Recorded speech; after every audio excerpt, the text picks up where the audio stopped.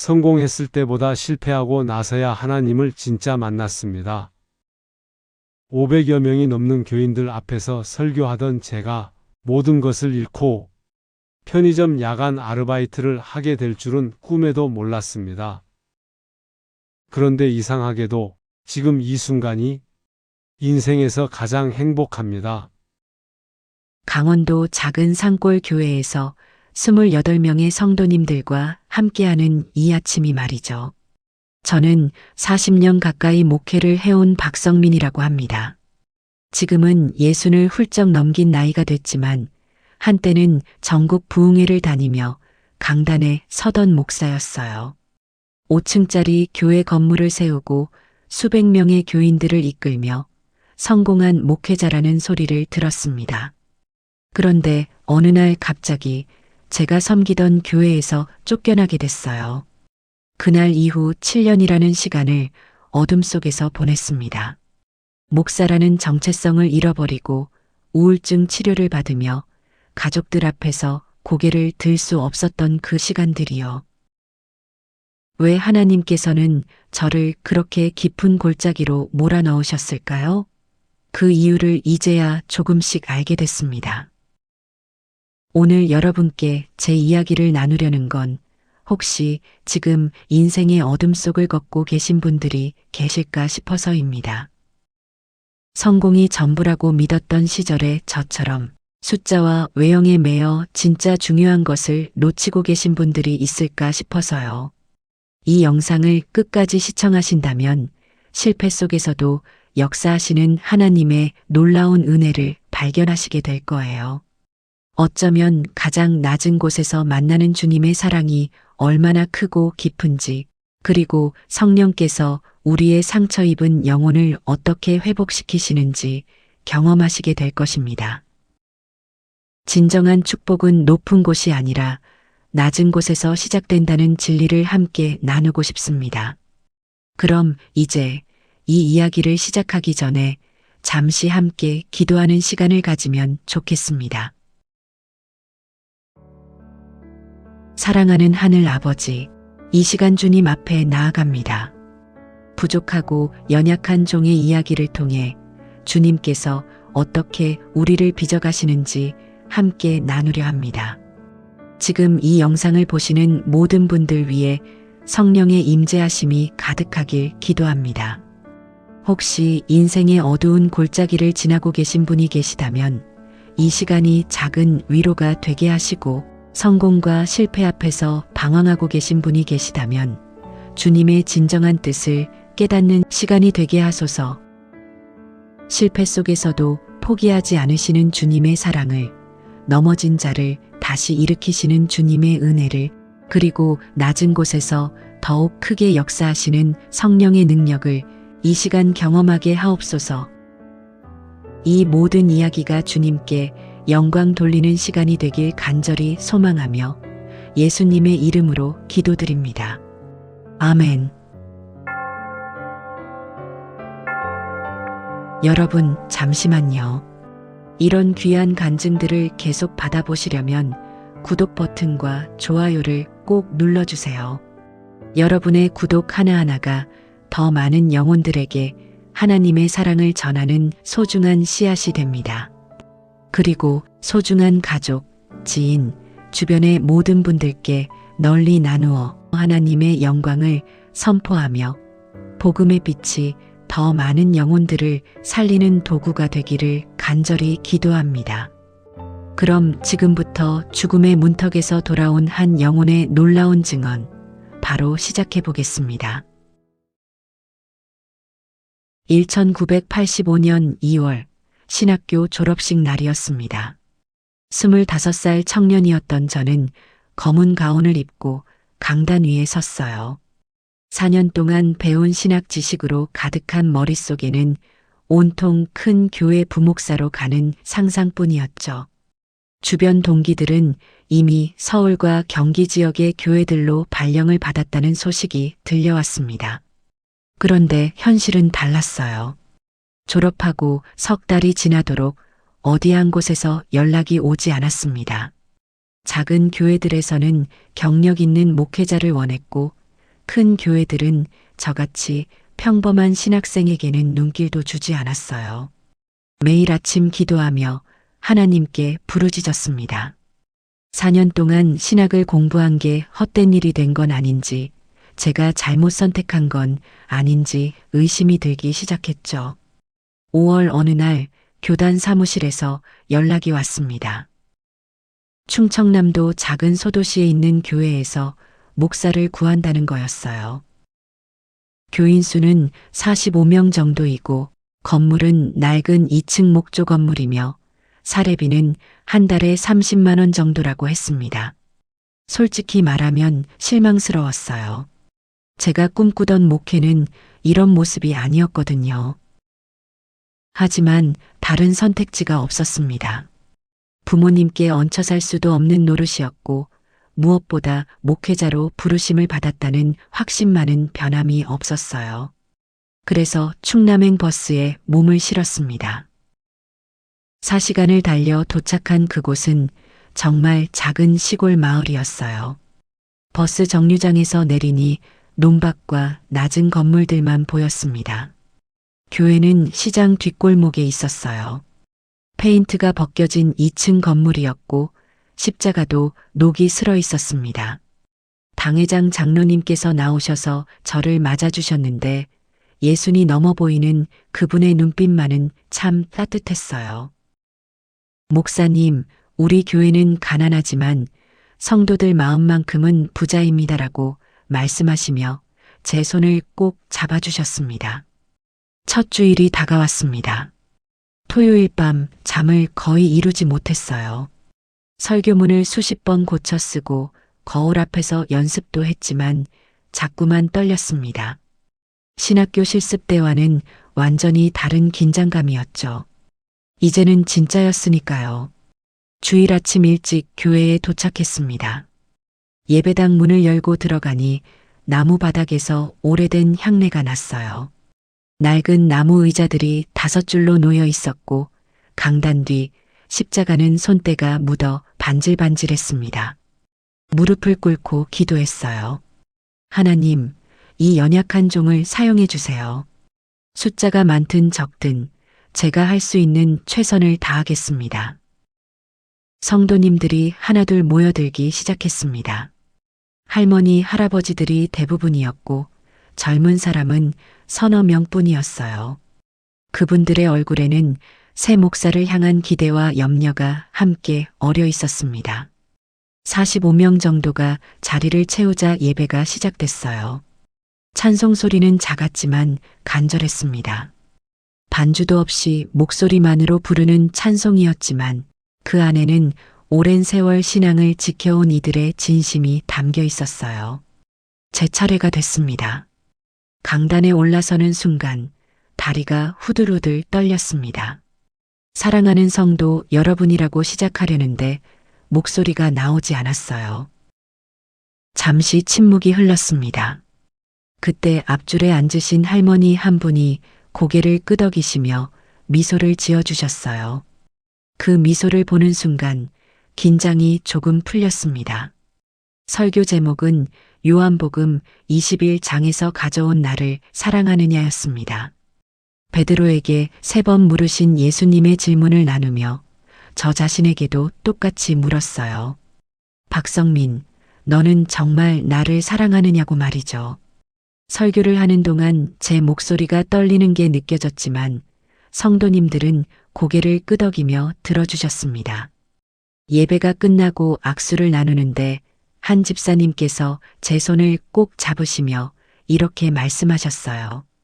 목사님, 설교 잘 들었습니다. 우리 교회에 오셔서 감사해요라고요. 그 말 한마디에 눈물이 핑 돌았습니다. 그날 오후 교회 2층에 마련된 사택에 올라갔어요. 작은 방 하나와 부엌이 전부였지만 제게는 하나님께서 허락하신 첫 목회지였습니다. 창문을 열고 밖을 내다보니 논밭 너머로 해가 지고 있었어요. 그 풍경을 보며 다짐했습니다. 이곳에서 진짜 목회자가 되겠다고, 한 영혼을 귀하게 섬기는 목사가 되겠다고 말이죠. 그렇게 25 청년 목사의 첫 목회가 시작됐습니다. 큰 교회를 꿈꿨던 제게 하나님께서는 45명의 작은 교회를 맡기셨어요. 그때는 몰랐습니다. 이곳에서의 경험이 제 인생에서 가장 소중한 배움의 시간이 될 거라는 걸 말이에요. 첫 목회를 시작하고 얼마 지나지 않아 저는 새벽 기도를 시작하기로 마음먹었습니다. 매일 새벽 5시에 교회 문을 열고 기도하기 시작했어요. 처음 일주일은 저 혼자였습니다.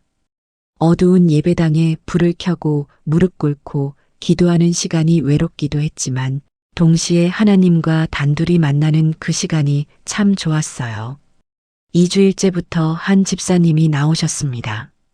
그 다음 주에는 2분이 되었고 한 달이 지나자 5분이 새벽마다 모이기 시작했어요.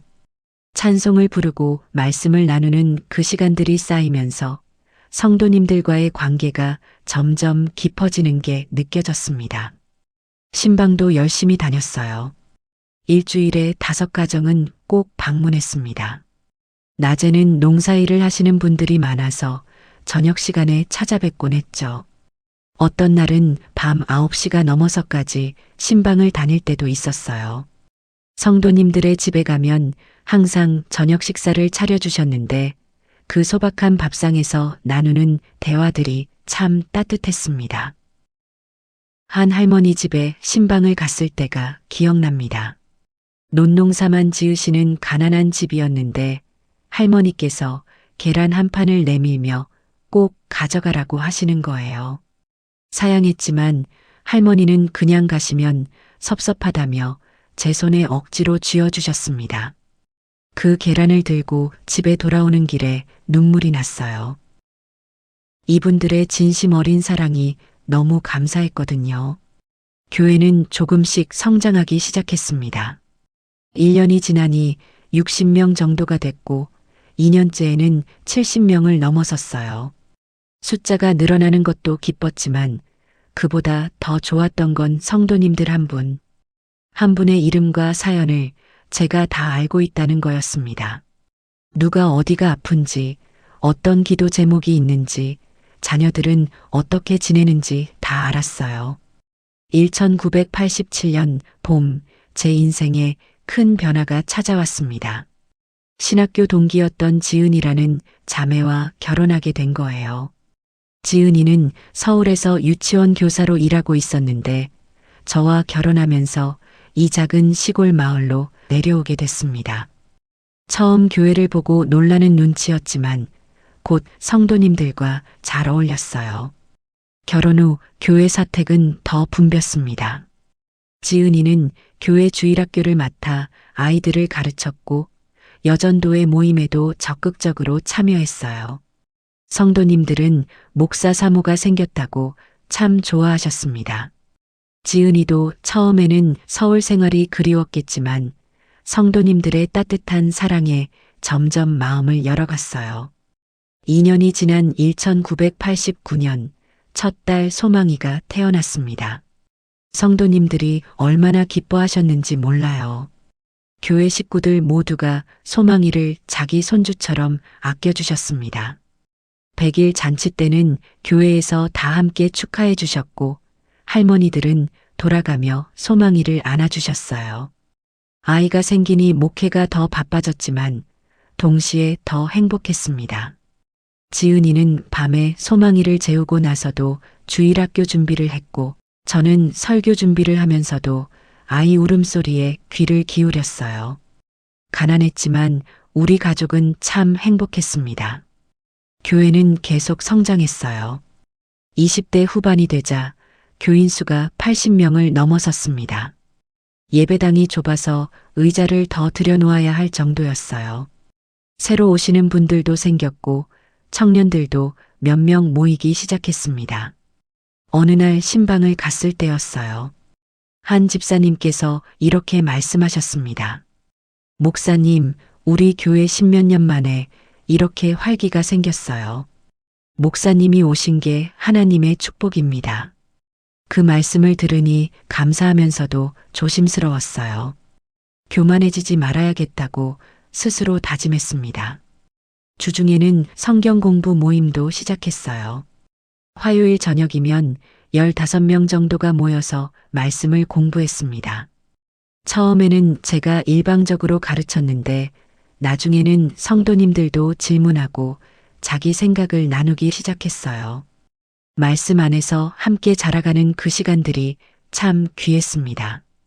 1993년에는 아들 믿음이가 태어났습니다. 4살 터울로 남매가 된 거죠. 소망이는 동생이 생겼다고 좋아했고 성도님들은 또다시 큰 잔치를 벌이듯 축하해 주셨어요. 사택은 더욱 시끌벅적해졌지만 그 소란스러움 속에 행복이 가득했습니다. 그 무렵 저는 참 순수했던 것 같아요. 교회가 크든 작든 사례비가 많든 적든 그런 건 중요하지 않았습니다. 한 영혼이 소중했고 그분들과 함께 예배드리고 기도하고 울고 웃는 그 자체가 기쁨이었어요. 새벽 기도에서 만난 성도님과 함께 눈물로 기도하고 신방에서 나눈 소박한 밥상의 정이 제 목회의 전부였습니다. 그때는 몰랐어요. 이 순수한 시간이 얼마나 귀한 것인지, 이런 마음이 영원히 지속되지 않을 수도 있다는 걸 말입니다. 하지만 그 순간만큼은 저는 세상에서 가장 행복한 목사였습니다. 80명의 성도님들과 함께하는 작은 교회에서 아내와 2 아이와 함께 살아가는 그 삶이 제게는 천국처럼 느껴졌으니까요. 1990년대 초반 교회는 놀라운 속도로 성장하기 시작했습니다. 80명이었던 교인 수가 1년 만에 100명을 넘어섰고 그 다음 해에는 140명이 됐어요. 30 초반이었던 저는 이 성장이 순전히 하나님의 축복이라고 믿었습니다. 물론 그건 사실이었지만 동시에 제 마음속에는 교만의 씨앗이 조금씩 싹트고 있었어요. 주변 목회자들이 저를 부러워하기 시작했습니다. 노예 모임에 가면 동료 목사님들이 어떻게 교회를 그렇게 빨리 성장시켰냐고 물어왔어요. 저는 겸손한 척하면서도 속으로는 뿌듯해했습니다. 새벽 기도와 신방의 열매라고 대답했지만 사실은 제 설교와 리더십이 뛰어나서라고 생각하고 있었죠.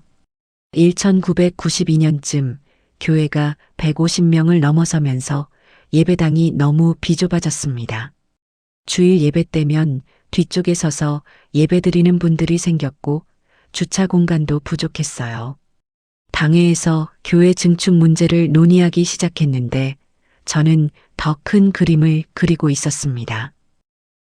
30 중반이 되던 무렵 인천으로 교회를 이전하자는 제안을 당회에 했어요. 이 작은 시골 마을에서는 더 이상 성장할 수 없다고 판단했습니다. 인천은 인구도 많고 교통도 편리하니 더 많은 영혼을 구원할 수 있을 거라고 설득했죠. 당회 장로님들은 처음에 망설였지만 결국 제 의견을 따르기로 했습니다. 1993년 인천의 한 지역에 땅을 마련했습니다. 2년 동안 건축 헌금을 모으며 준비했어요.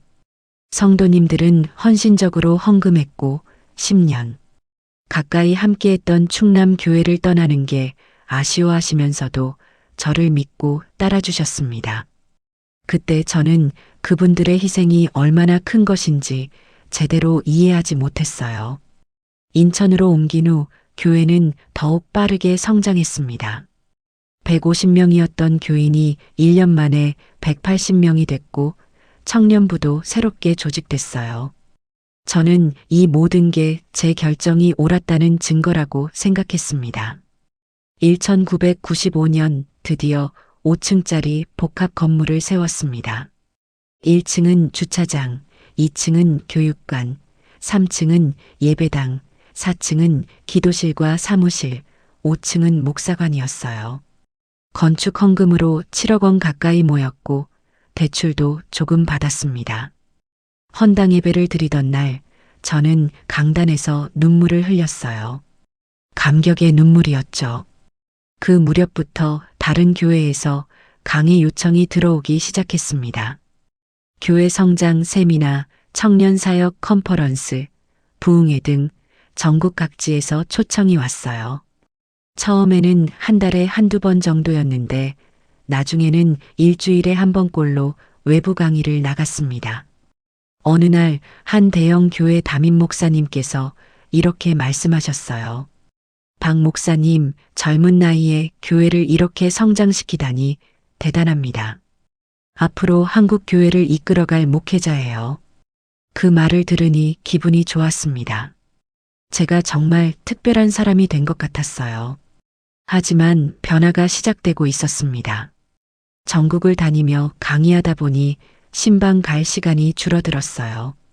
예전에는 일주일에 5가정씩 신방했는데 이제는 한 달에 서너 가정 정도밖에 못 갔습니다. 새벽 기도도 자주 빠지기 시작했고요. 외부 강의 준비로 피곤하다는 핑계를 댔죠. 성도님들과의 관계도 달라졌습니다. 예전에는 한 분 한 분의 이름과 사연을 다 알고 있었는데 이제는 얼굴만 아는 분들이 늘어났어요. 교인 수가 늘어나면서 어쩔 수 없는 일이라고 생각했지만 사실은 제가 관심을 덜 기울이고 있었던 겁니다. 지은이는 가끔 걱정스러운 눈빛으로 저를 바라봤습니다. 여보, 요즘 너무 바빠 보여요. 좀 쉬어야 하는 거 아니에요? 라고 물었지만 저는 주님의 일을 하는데 쉴 수가 없다고 대답했어요. 지금 생각해보면 핑계였습니다. 목사관은 점점 넓어지고 편해졌지만 마음은 점점 바빠지고 복잡해졌어요. 5층 건물의 가장 높은 곳에 있는 제 서재에서 창밖을 내다보면 교회 주차장에 가득 찬 차들이 보였습니다. 그걸 볼 때마다 뿌듯했어요. 내가 이만큼 했구나 하는 자부심이 생겼죠. 설교도 달라지기 시작했습니다. 예전에는 성도님들 한 분 한 분의 얼굴을 떠올리며 준비했는데 이제는 더 많은 사람에게 감동을 줄 수 있는 메시지를 고민했어요. 화려한 수사와 울림 있는 목소리로 설교했고 성도님들은 은혜 받았다고 말씀하셨습니다. 하지만 그 속에 진짜 말씀의 능력이 있었는지는 의문이에요. 30 중반을 지나면서 저는 성공한 목회자가 된 것 같았습니다. 큰 건물, 많은 교인, 전국적인 인지도, 사람들이 부러워하는 모든 걸 가진 것처럼 보였어요. 하지만 제 마음 깊은 곳에서는 무언가가 비어가고 있었습니다. 그때는 몰랐어요. 이 모든 성공이 얼마나 위태로운 기반 위에 세워진 것인지, 그리고 곧 모든 것이 무너질 거라는 걸 말이죠. 1997년 40살이 되던 해였습니다. 교회는 500명을 넘어섰고 주일 2부 예배를 드려야 할 정도로 성장했어요. 사람들은 저를 성공한 목회자라고 불렀고 저 역시 그렇게 믿었습니다. 하지만 그 무렵부터 작은 균열들이 생기기 시작했어요. 당회 회의가 점점 길어지기 시작했습니다.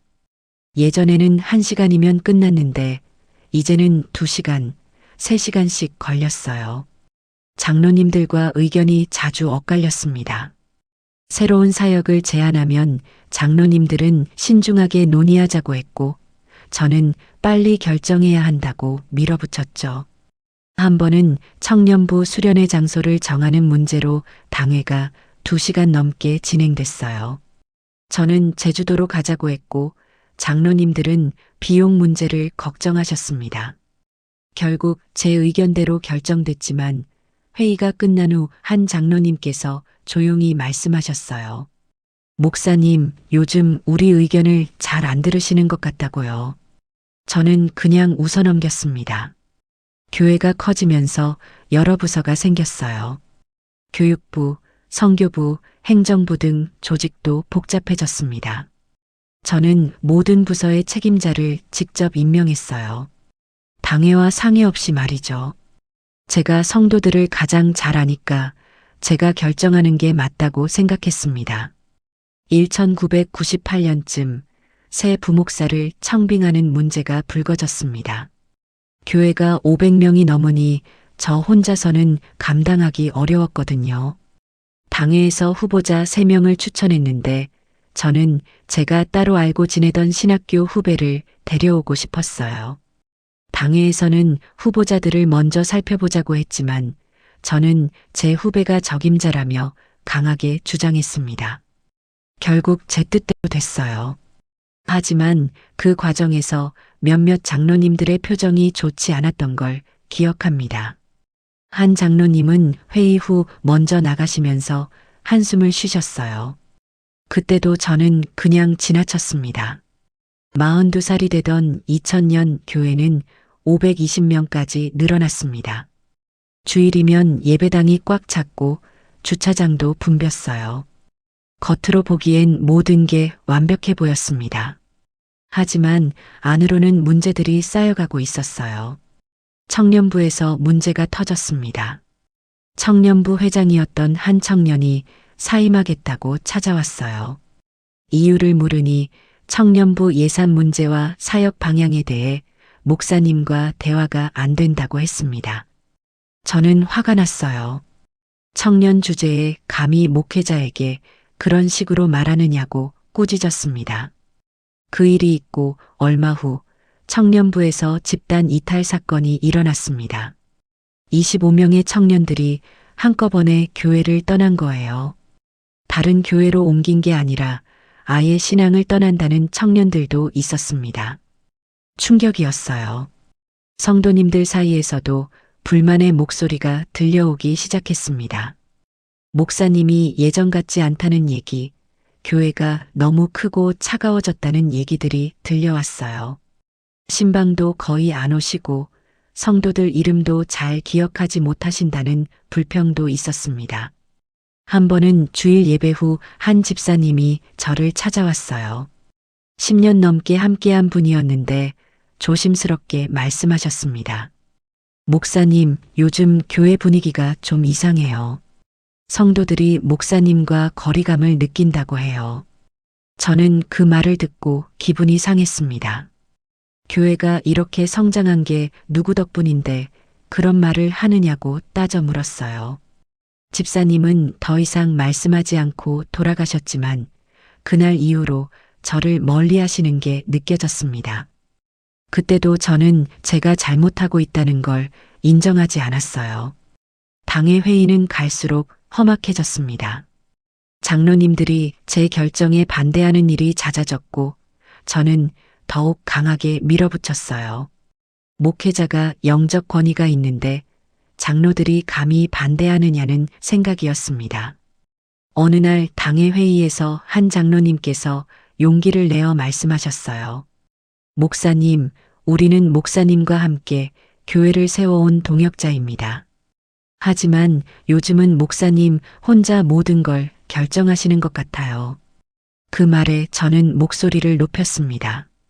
제가 이 교회를 여기까지 키웠는데 누가 감히 제 결정에 이의를 제기하느냐고 말이죠. 회의장은 냉랭해졌습니다. 장로님들은 더 이상 아무 말씀도 하지 않으셨어요. 그날 회의 후 집으로 돌아왔을 때 지은이가 걱정스러운 얼굴로 물었습니다. 여보, 당의 회의가 또 안 좋았어요? 저는 짜증스럽게 대답했습니다. 장로들이 문제야. 교회 일을 모르면서 자꾸 간섭하려고 하니까. 지은이는 한참을 말없이 저를 바라보다가 조용히 말했어요. 당신이 변했다고, 예전에 겸손하고 따뜻했던 모습이 사라졌다고 말이죠. 저는 화를 냈습니다. 당신은 목회가 얼마나 힘든지 모르니까 그런 말을 한다고, 나를 이해하지 못한다고 소리쳤어요. 그날 밤 지은이는 울었습니다. 하지만 저는 서재로 들어가 문을 닫았어요. 제가 옳다고 믿었기 때문입니다. 40이 넘으면서 저는 점점 더 독선적이 되어갔습니다. 주변 사람들의 목소리가 들리지 않았어요. 아니, 들으려고 하지 않았습니다. 성공이 저를 눈멀게 했고 교만이 저를 귀먹게 만들었어요. 균열은 점점 커지고 있었습니다. 하지만 저는 여전히 모든 게 잘 되고 있다고 믿었습니다. 폭풍이 몰려오고 있는데 저는 아무것도 보지 못했어요. 2001년 가을, 제 목회 인생에서 첫 번째 큰 충격이 찾아왔습니다. 노회장 선거에 나갔다가 떨어진 거예요. 40이 넘은 나이에 500명이 넘는 교회를 이끌고 있었으니 당연히 제가 선출될 거라 생각했습니다. 주변에서도 다들 그렇게 예상했고요. 하지만 결과는 달랐어요. 저보다 훨씬 작은 교회를 섬기는 목사님이 당선됐습니다. 개표가 진행되는 동안 제 얼굴이 화끈거렸어요. 주변 목사님들의 시선이 느껴졌습니다. 동정 어린 눈빛도 있었고 어떤 이들은 속으로 비웃는 것 같았어요. 집으로 돌아오는 차 안에서 분노가 치밀어 올랐습니다. 제가 뭘 잘못했다는 건가요? 이렇게 열심히 목회했는데 교회를 이만큼 성장시켰는데 말이죠. 노예 목사님들이 저를 시기해서 그런 거라고 스스로를 위로했어요. 하지만 마음 한구석에서는 불안감이 밀려왔습니다. 그 일이 있고 나서 교회 분위기가 더 나빠졌습니다. 성도님들 사이에서는 목사님이 노회장 선거에 떨어졌다는 소문이 빠르게 퍼졌어요. 어떤 분들은 안타까워했지만 어떤 분들은 당연한 결과라는 반응이었습니다. 당회 회의는 이제 거의 전쟁터가 됐어요. 제가 제안하는 거의 모든 안건에 장로님들이 반대했습니다.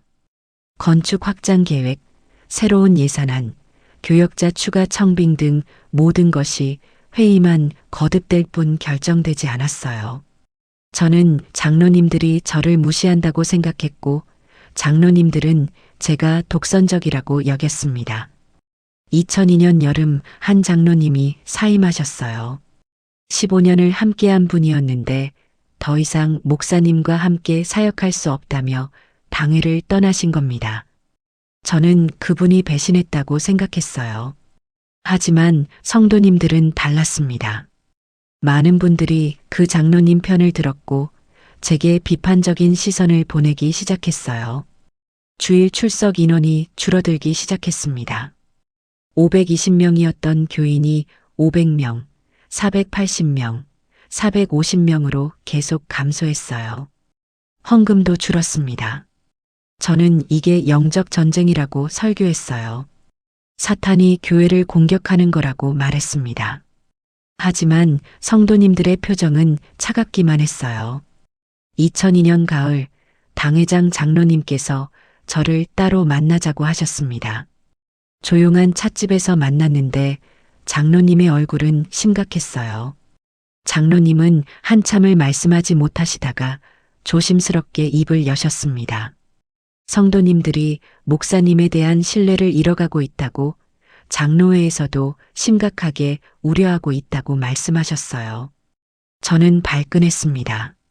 제가 이 교회를 위해 18년을 헌신했는데 이게 무슨 말이냐고 따졌어요. 장로님은 한숨을 쉬시며 돌아가셨습니다. 그날 밤 저는 잠을 이룰 수가 없었어요. 이듬해 초 드디어 결정적인 날이 왔습니다. 장로회에 긴급 소집이 있었어요. 9명의 장로님들이 모두 참석하셨고 저도 자리에 있었습니다. 분위기는 무겁고 냉랭했어요. 당회장 장로님께서 입을 여셨습니다. 오랜 기도와 논의 끝에 장로회가 한 가지 결론을 내렸다고 하셨어요. 심장이 쿵쾅거렸습니다. 장로님은 침을 삼키시고는 말씀하셨습니다.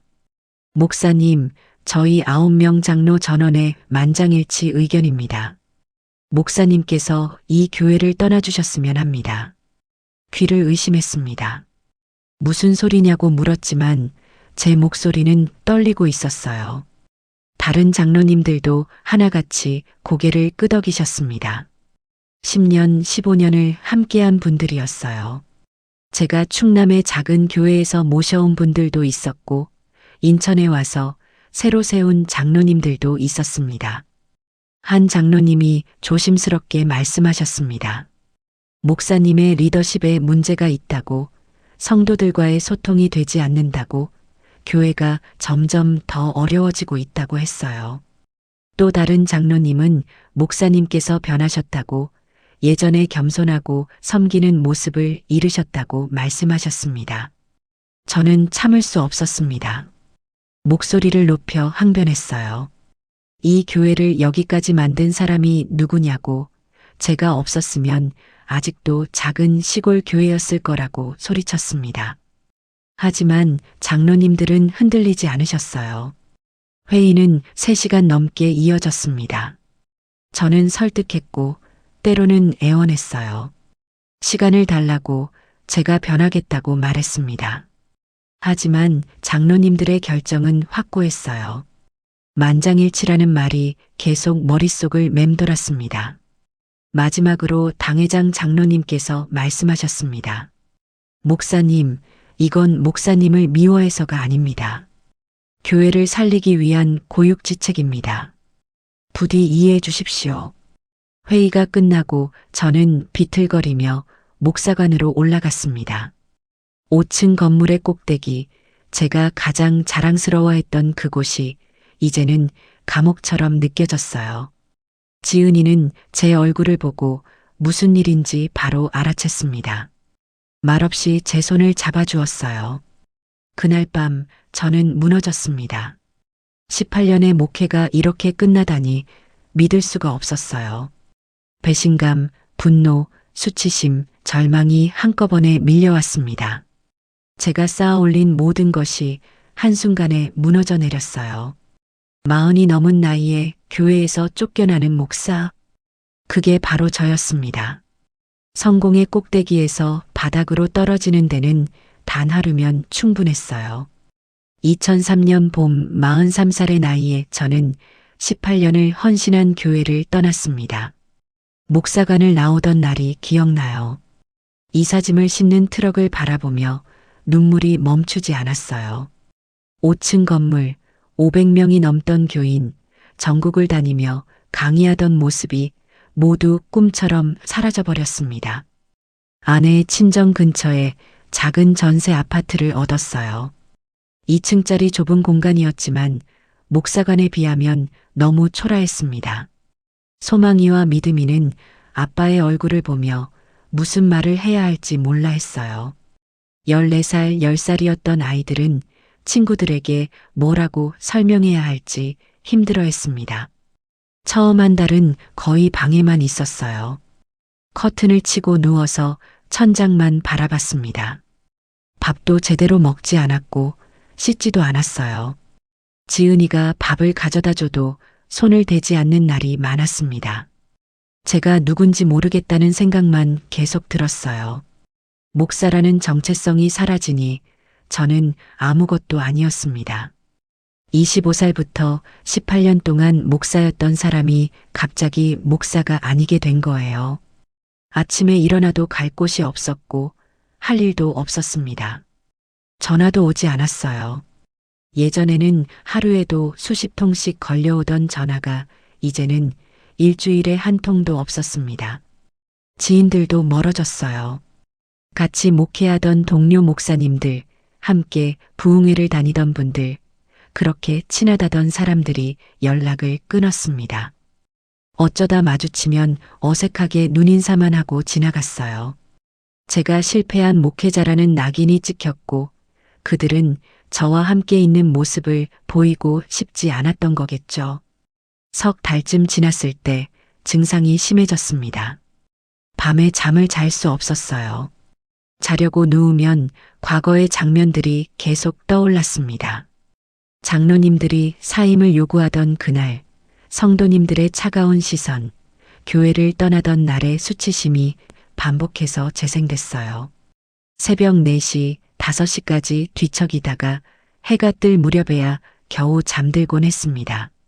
식욕도 완전히 사라졌어요. 밤 냄새만 맡아도 메스꺼웠고 억지로 먹으면 토할 것 같았습니다. 몸무게가 10kg 넘게 빠졌어요. 거울을 보면 낯선 사람이 서 있었습니다.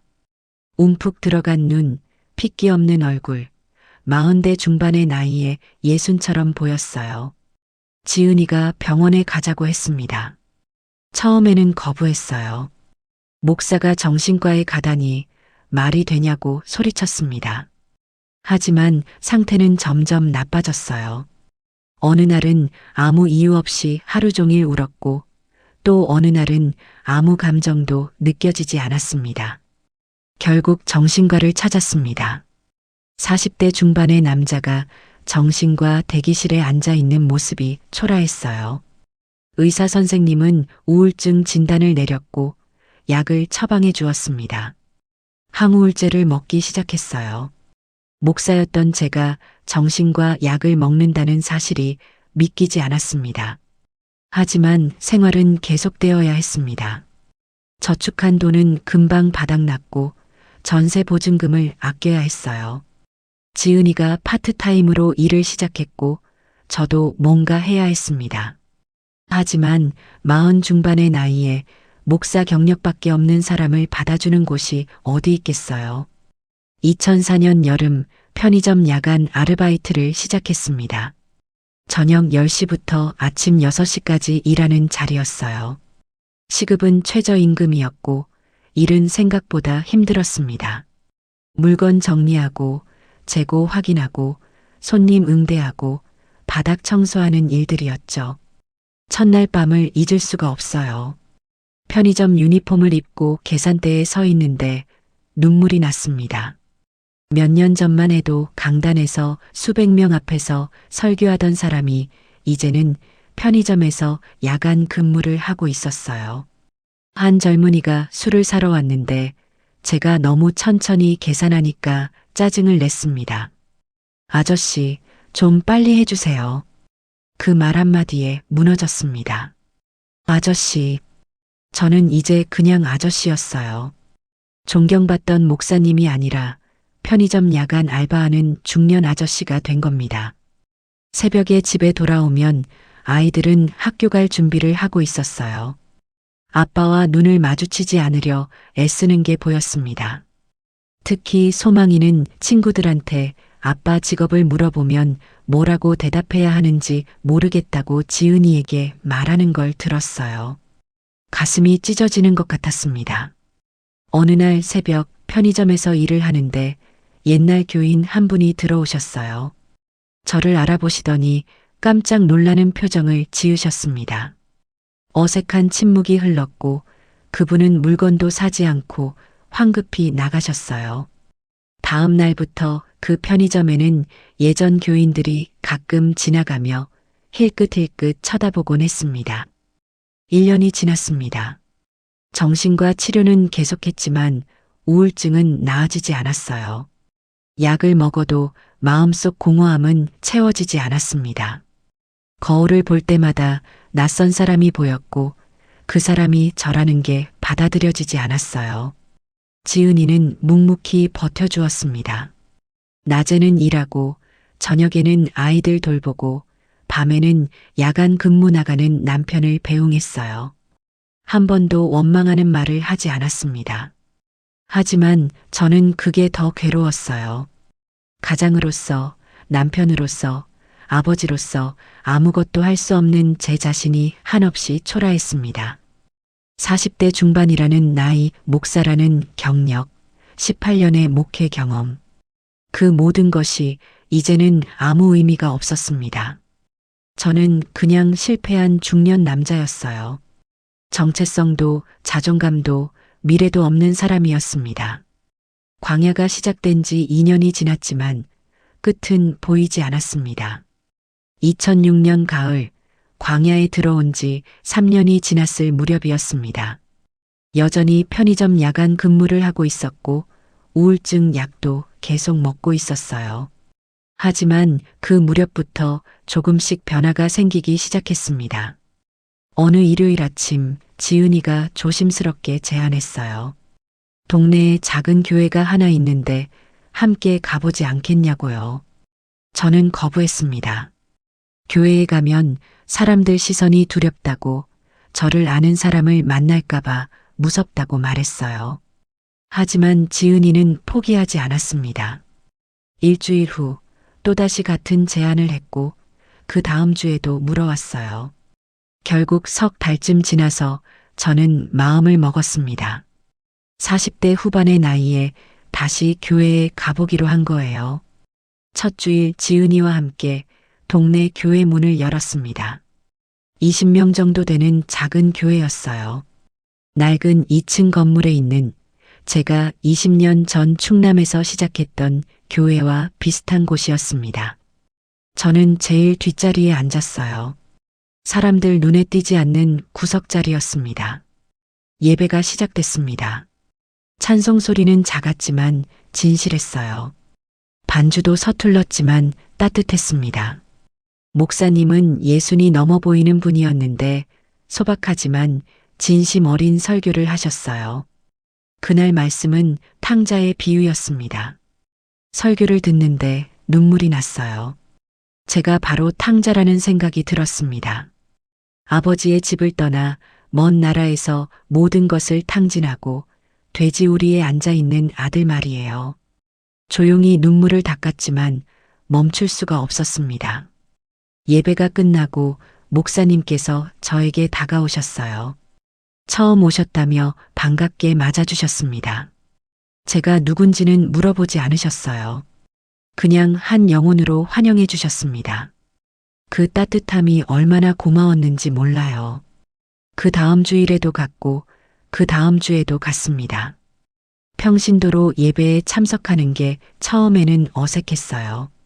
25살부터 항상 강단에 서 있던 사람이 이제는 뒷자리 평신도가 된 겁니다. 하지만 신기하게도 그 자리가 점점 편해졌어요. 석 달쯤 지났을 때였습니다. 새벽에 편의점 근무를 마치고 집에 돌아왔는데 잠이 오지 않았어요. 책상 서랍에 오래된 성경책이 있었습니다. 3년 동안 한 번도 펼치지 않았던 성경이었어요. 손을 뻗어 꺼냈습니다. 아무 생각 없이 펼친 곳이 요한복음 21장이었습니다. 부활하신 예수님께서 베드로에게 3번 물으시는 장면이었어요. 요한의 아들 시몬아, 내가 나를 사랑하느냐? 그 구절을 읽는 순간 심장이 멎는 것 같았습니다. 베드로는 예수님을 3번 부인했던 사람이에요. 실패한 제자였습니다. 하지만 예수님은 그를 버리지 않으시고 다시 물으셨어요. 내가 나를 사랑하느냐고 말이죠.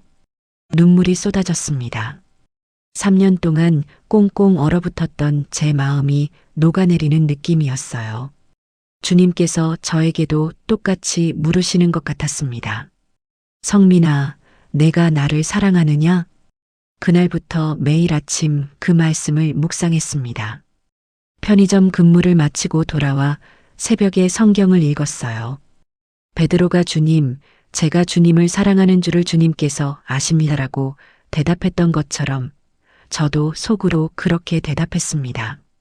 조금씩 마음이 회복되기 시작했어요. 우울증 약을 먹으면서도 나아지지 않던 마음이 말씀을 읽으면서 서서히 치유되는 게 느껴졌습니다. 아직도 슬프고 힘들었지만 희망이 보이기 시작했어요. 교회 목사님께서 어느 날 제게 물으셨습니다. 혹시 신학을 공부하신 적이 있냐고요? 제가 예배 중에 메모하는 모습이나 찬송을 부르는 태도를 보고 짐작하신 것 같았어요. 저는 솔직하게 말씀드렸습니다. 목사였다가 교회를 떠났다고, 지금은 편의점에서 일한다고 말이에요. 목사님은 놀라셨지만 비난하지 않으셨습니다. 오히려 그동안 얼마나 힘드셨겠냐며 위로해 주셨어요. 그리고 혹시 가능하면 수요 예배 때 한번 말씀을 나눠줄 수 있겠냐고 조심스럽게 부탁하셨습니다. 처음에는 거절하려 했어요. 제가 무슨 자격으로 강단에 서느냐고 생각했습니다. 하지만 목사님께서 말씀하셨습니다. 목사님, 실패한 사람의 간증이 때로는 성공한 사람의 설교보다 더 큰 은혜가 됩니다. 그 말씀에 마음이 움직였습니다. 2008년 봄 4년 만에 처음으로 강단에 섰어요. 20명도 안 되는 성도님들 앞이었지만 떨렸습니다. 하지만 예전과는 다른 떨림이었어요. 요한복음 21장 말씀을 나눴습니다. 베드로의 실패와 회복, 그리고 제 이야기를 솔직하게 나눴어요. 어떻게 교만해져서 모든 것을 잃었는지, 광야에서 얼마나 힘들었는지, 그리고 말씀을 통해 어떻게 희망을 발견했는지 말이죠. 설교를 마치고 내려왔을 때 한 할머니께서 제 손을 잡으시며 울고 계셨습니다. 감사하다고 목사님 이야기를 듣고 힘을 얻었다고 말씀하셨어요. 그 순간 깨달았습니다. 제 실패가 누군가에게는 위로가 될 수 있다는 걸 말이에요. 그 후로 가끔씩 수요 예배나 금요 기도회에서 말씀을 전했습니다. 많은 사람 앞이 아니라 소수의 성도님들 앞에서였어요. 화려한 설교가 아니라 진실한 나눔이었습니다. 그게 저를 더욱 치유했어요. 2009년 여름 뜻밖의 연락이 왔습니다.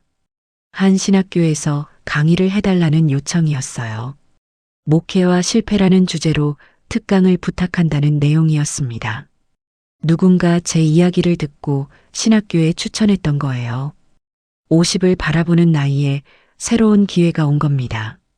편의점 야간 알바를 하면서도 작은 교회 뒷자리 평신도로 앉아 있으면서도 하나님께서는 저를 포기하지 않으셨어요. 광야 6년째 드디어 작은 빛이 보이기 시작했습니다. 그해 가을 신학교에서 첫 강의를 시작했습니다. 50을 바라보는 나이였고 광야에 들어온 지 6년이 지난 시점이었어요.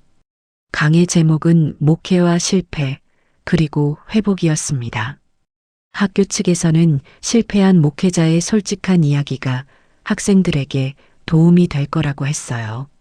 첫 강의 날 강의실 문 앞에서 한참을 망설였습니다. 25년 전 저도 이 신학교 학생이었어요.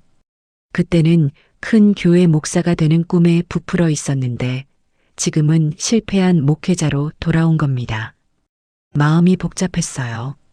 강의실에 들어가니 30명 정도의 학생들이 앉아 있었습니다. 20대 초중반의 젊은 얼굴들이었어요. 제가 첫 목회지에 갔을 때와 비슷한 나이였습니다. 그들의 눈빛에는 순수함과 열정이 가득했어요. 자기소개를 했습니다. 이름, 나이, 그리고 제가 어떻게 실패했는지 간략히 설명했어요. 학생들의 표정이 진지해졌습니다. 아마 이런 강의는 처음이었을 거예요. 성공 사례가 아니라 실패 사례를 듣는 거니까요. 첫 시간에는 제 목회 여정을 나눴습니다. 45명 교회에서 시작해서 520명까지 성장시킨 이야기, 그리고 어떻게 교만해졌는지, 성도들과 어떻게 관계가 깨졌는지 솔직하게 말했어요. 교회에서 쫓겨난 날의 수치심, 광야에서의 우울증, 편의점 야간 알바를 했던 경험까지 모두 나눴습니다. 강의를 마치고 나니 학생 한 명이 손을 들었습니다. 목사님은 지금도 목회를 하고 싶으냐는 질문이었어요. 저는 한참을 생각하다가 대답했습니다. 예전처럼 큰 교회를 원하지는 않는다고, 하지만 한 영혼이라도 진심으로 섬길 수 있다면 다시 목회하고 싶다고 말이죠. 강의는 한 학기 동안 매주 진행됐습니다. 매번 다른 주제로 이야기를 나눴어요. 리더십의 함정, 성공과 교만의 관계, 실패에서 배우는 지혜, 회복의 과정 등이었습니다. 처음에는 강의 준비가 고통스러웠어요. 제 상처를 계속 들춰내야 했으니까요. 하지만 신기한 일이 일어났습니다. 학생들에게 제 실패를 나누면 나눌수록 제 마음이 치유되는 걸 느꼈어요.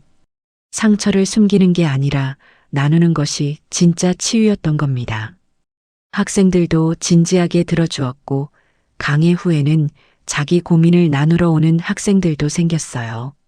한 학생은 자기도 목회가 두렵다고 했습니다. 실패하면 어떡하냐고, 목사님처럼 모든 걸 잃으면 어떡하냐고 물었어요. 저는 그 학생에게 말해주었습니다. 실패가 끝이 아니라고, 실패를 통해 하나님께서 더 깊은 것을 가르쳐 주신다고 말이죠. 학기가 끝날 무렵 학생들이 작은 선물을 준비해 왔습니다. 카드에는 한 명 한 명의 손편지가 적혀 있었어요. 목사님의 솔직함이 감동이었습니다. 실패를 두려워하지 말아야겠습니다. 진짜 목회가 무엇인지 배웠습니다. 같은 내용들이었습니다. 그 카드를 읽으며 눈물을 흘렸어요. 2010년 봄 뜻밖의 연락을 받았습니다. 강원도 산골 마을에 있는 작은 교회에서 목사를 구한다는 내용이었어요.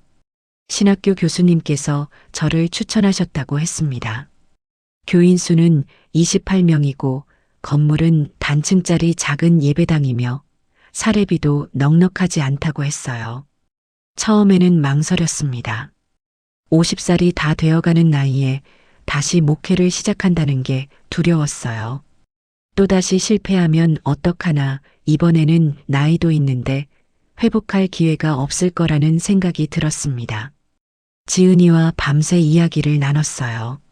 아내는 제 결정을 따르겠다고 했습니다.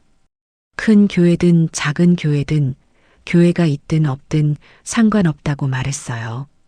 중요한 건 제가 하나님의 뜻 안에서 평안한 거라고 했습니다. 석 달 동안 기도했습니다. 편의점 야간 근무를 하면서도 신학교 강의를 하면서도 계속 기도했어요. 주님, 제게 다시 기회를 주시는 건가요? 이번에는 제대로 할 수 있을까요? 또 실패하지는 않을까요? 어느 날 새벽 편의점 근무를 마치고 동네 교회에 들렀습니다. 문이 열려 있어서 들어가 무릎을 꿇었어요. 그리고 기도했습니다. 주님, 제가 무엇을 원하는지 모르겠습니다. 그냥 주님께서 원하시는 곳에 저를 보내주세요. 기도를 마치고 일어섰을 때 마음에 평안이 찾아왔습니다. 가야겠다는 확신이 들었어요. 28명이든 3명이든 상관없다는 생각이 들었습니다. 큰 교회를 만드는 게 목표가 아니라 한 영혼을 진심으로 섬기는 것이 제가 해야 할 일이라는 걸 깨달았어요. 강원도 교회를 방문했습니다. 차로 3시간을 달려 도착한 곳은 정말 깊은 산골이었어요. 주변에는 논밭과 산뿐이었습니다. 교회는 단층짜리 작은 건물이었고 예배당은 40명 정도 앉을 수 있는 크기였어요. 성도님들을 만났습니다. 대부분 60이 넘은 어르신들이었고 젊은 사람은 몇 명 되지 않았어요. 그분들의 얼굴에는 순수함이 있었습니다. 새 목사님을 향한 기대와 염려가 함께 어려 있었어요. 당회장 장로님께서 물으셨습니다. 목사님, 이런 작은 시골 교회에 오시려는 특별한 이유가 있으신가요? 저는 솔직하게 대답했습니다. 저는 큰 교회에서 실패한 목사입니다. 이제는 작은 교회에서 진짜 목회가 무엇인지 배우고 싶습니다. 장로님은 고개를 끄덕이시며 미소를 지으셨어요. 그 미소가 따뜻했습니다. 그해 가을 50살의 나이에 저는 다시 목회를 시작했습니다. 25살에 시작했던 것처럼 작은 교회에서 새롭게 시작하는 겁니다. 하지만 이번에는 달랐어요. 겸손함을 배웠고 한 영혼의 소중함을 알았으며 성공이 아니라 섬김이 목표라는 걸 깨달았으니까요. 2011년 11월 첫째 주일 강원도 산골 교회에서 첫 설교를 했습니다. 50살의 나이에 시작하는 새로운 목회였어요. 28명의 성도님들이 앉아 계신 작은 예배당은 25년 전 제가 처음 목회를 시작했던 그곳과 비슷했습니다. 강단에 올라서며 떨렸습니다. 하지만 이번에는 두려움이 아니라 감사함 때문이었어요. 다시 이 자리에 설 수 있게 하신 하나님께 진심으로 감사했습니다. 첫 설교는 제 간증으로 시작했어요. 어떻게 큰 교회를 섬기다가 실패했는지, 7년의 광야를 어떻게 지나왔는지 솔직하게 나눴습니다. 성도님들은 놀란 표정으로 들으셨어요. 아마 이런 고백으로 시작하는 목사는 처음 봤을 겁니다. 설교를 마치고 한 할머니께서 다가오셨습니다. 손을 꼭 잡으시며 눈물을 흘리시는 거예요. 그동안 얼마나 힘드셨겠냐고, 이제 여기서 편히 쉬면서 목회하시라고 말씀하셨습니다. 그 말씀에 제 눈에도 눈물이 고였어요. 그날부터 새로운 목회가 시작됐습니다.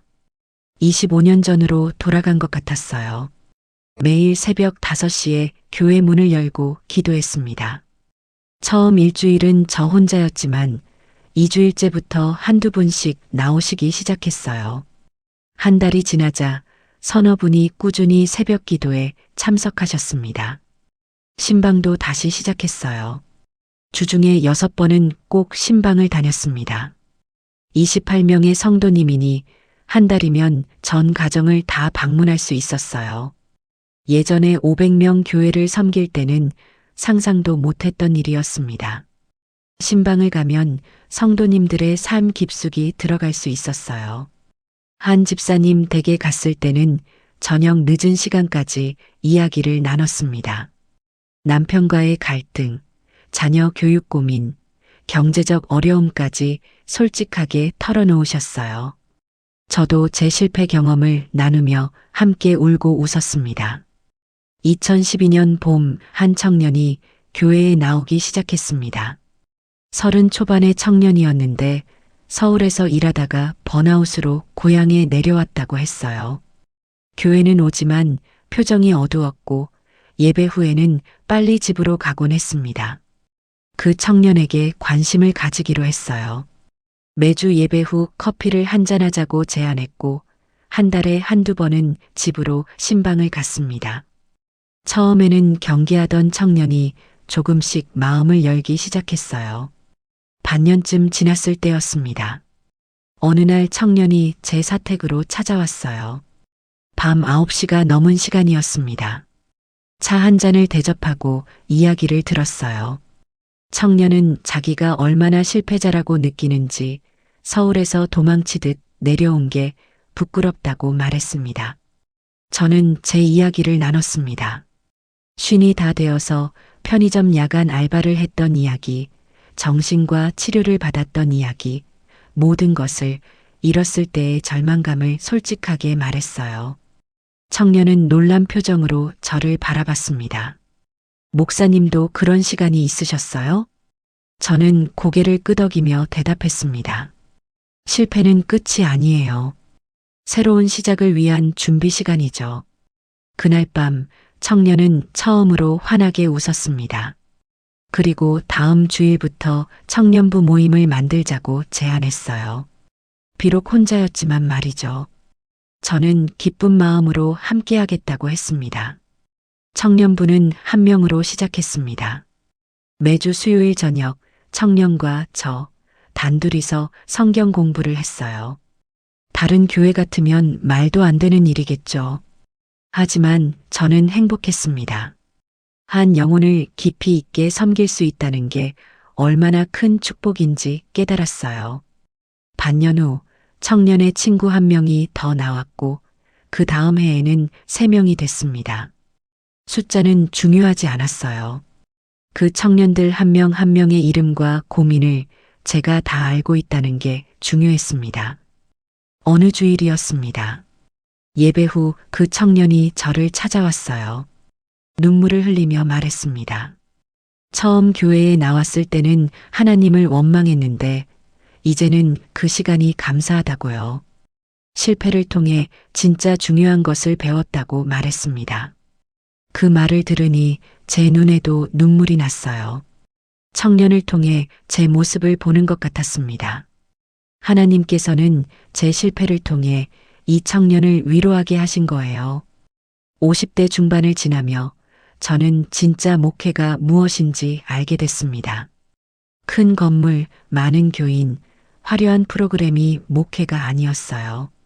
한 영혼의 이름을 부르며 기도하는 것, 그들의 슬픔과 기쁨을 함께하는 것, 진심으로 섬기는 것이 진짜 목회였습니다. 매주 전 가정을 신방하며 성도님들의 삶을 알게 됐어요. 누가 어디가 아픈지, 어떤 기도 제목이 있는지, 자녀들은 어떻게 지내는지 다 알았습니다. 새벽 기도에서 한 분 한 분의 이름을 부르며 기도할 수 있었어요. 어느 날 문득 깨달았습니다. 520명을 섬길 때보다 28명을 섬기는 지금이 훨씬 더 행복하다는 거요. 예전에는 숫자만 보였는데 이제는 한 사람 한 사람의 얼굴이 보였습니다. 어느 날 집사님 한 분이 말씀하셨어요. 목사님께 신방을 받으면 정말 사랑받는 기분이 든다고요. 한 달에 한 번씩 꼭 오시니 외롭지 않다고 하셨습니다. 그 말씀이 제게는 최고의 칭찬이었어요. 50대를 보내며 배운 가장 큰 교훈은 이것이었습니다. 충성은 큰 일을 하는 게 아니라 작은 일을 끝까지 하는 거라는 것. 성공은 많은 사람을 감동시키는 게 아니라 한 사람을 진심으로 섬기는 거라는 것을 말이에요. 나이가 들수록 목회가 더 깊어졌습니다. 젊었을 때의 열정은 없었지만 그 자리에 지혜와 인내가 채워졌어요. 실패를 경험했기에 성도님들의 아픔을 더 잘 이해할 수 있었습니다. 진짜 목회는 이런 거였습니다.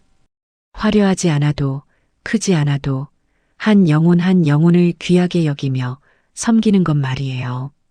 올해 가을 65살이 됐습니다. 40년 가까운 목회 인생을 돌아보는 나이가 된 거예요. 강원도 산골 교회를 섬긴 지도 어느덧 15년이 흘렀습니다. 28명으로 시작한 교회는 지금도 여전히 28명 정도예요. 늘지도 줄지도 않았습니다. 어제 새벽 기도를 마치고 예배당에 혼자 앉아 있었어요. 창문으로 들어오는 가을 햇살이 따뜻했습니다. 문득 이런 생각이 들었어요.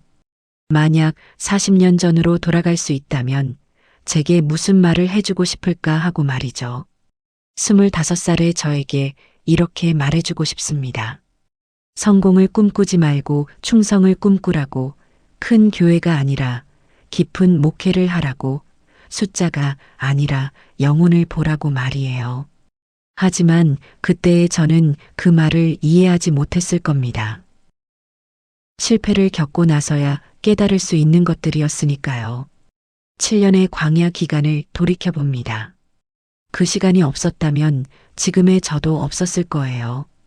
편의점 야간 알바를 하던 그 시간, 우울증 약을 먹으며 정체성을 잃었던 그 어두운 날들이 사실은 가장 큰 축복이었습니다. 하나님께서는 저를 부수셨지만 동시에 새롭게 빚으셨어요. 요즘 자주 이런 질문을 받습니다. 520명 교회를 섬길 때와 28명 교회를 섬기는 지금 중 어느 때가 더 행복하냐고요. 주저없이 대답할 수 있어요. 지금이 훨씬 더 행복하다고 말이죠. 500명을 섬길 때는 얼굴은 봤지만 마음은 몰랐습니다. 이름은 알았지만 고민은 몰랐어요. 설교는 했지만 대화는 하지 않았습니다. 하지만 지금은 28명 성도님 한 분 한 분의 삶을 알아요. 누가 어디가 아픈지, 무엇을 기도하는지, 어떤 어려움을 겪고 있는지 다 압니다. 예순을 넘기며 배운 5가지 교훈이 있습니다. 첫째는 겸손입니다. 제가 이룬 게 아무것도 없다는 걸 깨달았어요. 교회 성장도 제 능력도 모든 것이 하나님의 은혜였습니다.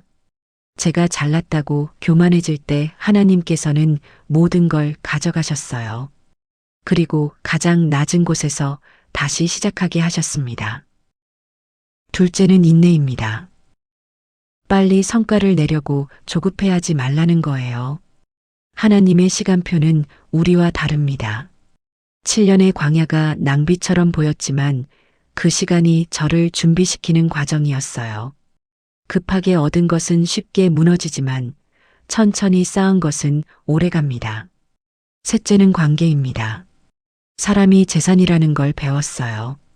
건물, 명예, 지위 같은 건 순식간에 사라지지만 진실한 관계는 남습니다. 성도님들과 깊은 관계를 맺는 것, 그들의 삶에 진심으로 참여하는 것이 진짜 목회입니다. 넷째는 실패의 유익입니다. 실패는 끝이 아니라 새로운 시작의 문이에요. 제 실패가 신학교 학생들에게 배움이 됐고 고민하는 청년에게 위로가 됐습니다. 완벽한 사람의 이야기보다 넘어졌다가 일어난 사람의 이야기가 더 큰 힘이 됩니다. 다섯째는 한 영혼의 가치입니다. 1000명을 감동시키는 것보다 한 사람을 진심으로 사랑하는 게 더 중요해요. 예수님도 군중에게 설교하셨지만 동시에 한 사람 한 사람을 소중히 여기셨습니다.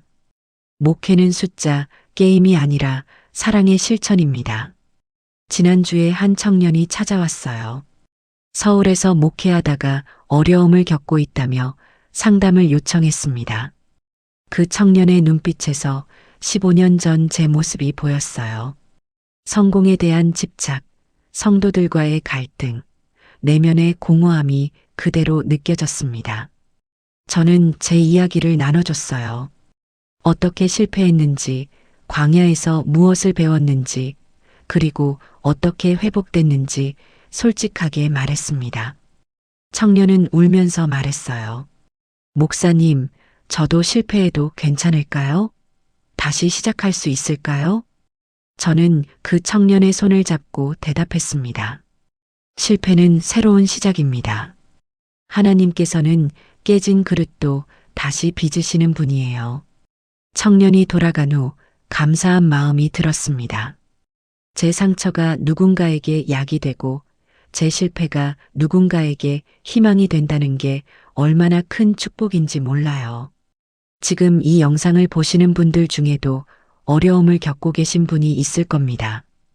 실패했다고 생각하시는 분, 다시 시작하기엔 너무 늦었다고 여기시는 분, 인생이 무너진 것 같아서 절망하시는 분들이 계실 거예요. 저는 그분들께 말씀드리고 싶습니다.